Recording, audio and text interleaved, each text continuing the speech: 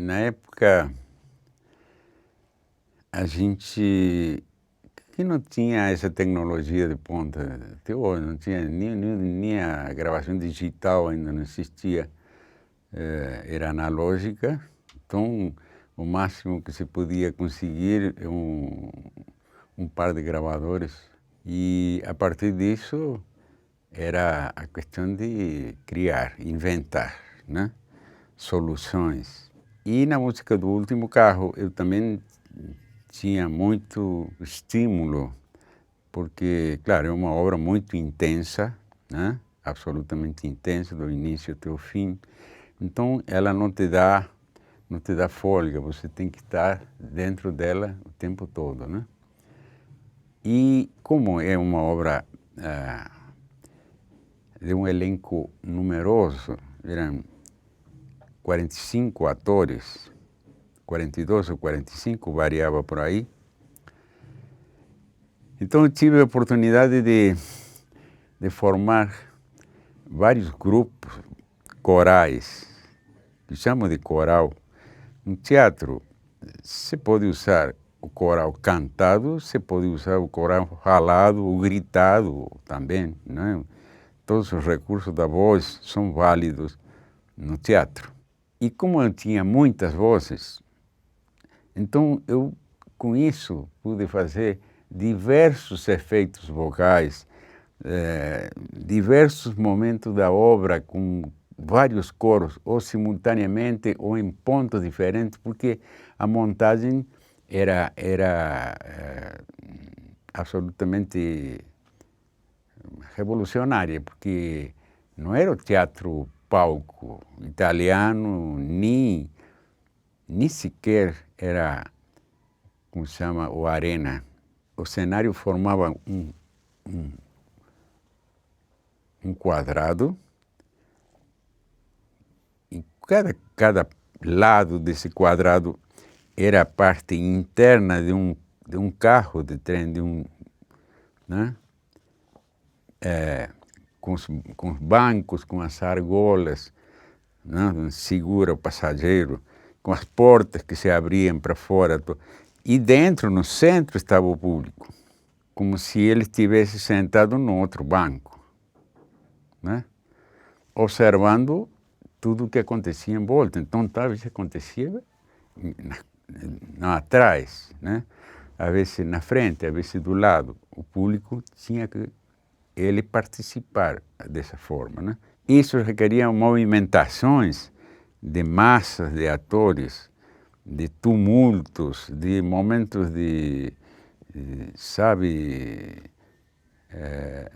de muita, às vezes de suspense, às vezes de grande emoção por alguma coisa que acontecia. Então, realmente me deu oportunidade de trabalhar vocalmente quase toda a música. Agora, precisava coisas que eram efeitos especiais, como se usa no cinema. Por exemplo, o barulho da marcha do trem tinha que ser constante. Mas o trem, às vezes, ele diminuía a velocidade, às vezes aumentava a velocidade, às vezes parava na estação. Então a trilha tinha que ter tudo isso. Então o que acontecia? Na época, como que eu poderia fazer? Sincronizar quando o elenco na peça estava continuamente em movimento, né? E às vezes a velocidade, corriam, era um tumulto, era um desespero. Então, como sincronizar isso, uma trilha para que tivesse as paradas, a saída e tudo isso que tinha que ter, porque são várias estações que ele para e sigue, e depois não para mais. E aí se descobre que o trem está sem maquinista. E tinha que ser constante, porque tinha que se criar essa ilusão, não tinha como não fazer isso. Agora, que tecnologia me permitiria isso? Seria tecnologia de ponta que a gente não tinha e que seria, sei lá, inalcançável para a gente talvez. Então, com 2 gravadores, eu gravei o som do trem, andando no trem, nesse mesmo trem, nós viajamos, fizemos um percurso e gravamos o som. Eu pensava nesse momento sincronizar isso, mas depois quando fomos pôr em prática essa ideia, vimos que é impossível sincronizar isso. Como que você vai... A reação de um ator tem que estar cronometricamente medida para dar certo, não podia. Você tinha que ser manual isso, para poder acompanhar o ator, o elenco e os atores segundo a ação. Então, a solução foi fazer um looping, que é um anel, pegar um pedaço da fita, um pedacinho, onde estava o som do trem, e emendá-lo, e colocá-lo nos rolos do gravador, não é? Então, ele circulava sem interrupção. Isso eu consegui, sem interrupção. E depois, como o gravador, nessa época, tinha até 3, às vezes 4 velocidades, melhores marcas, né?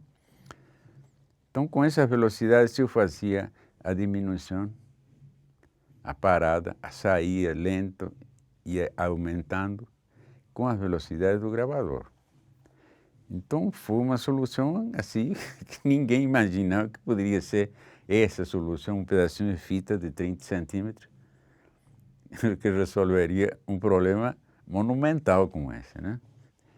E outros recursos, por exemplo, eles colocaram no cenário, colocaram argolas de trem mesmo.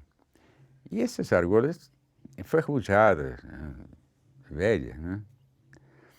E elas faziam barulho. Se você fazia assim, elas chiavam.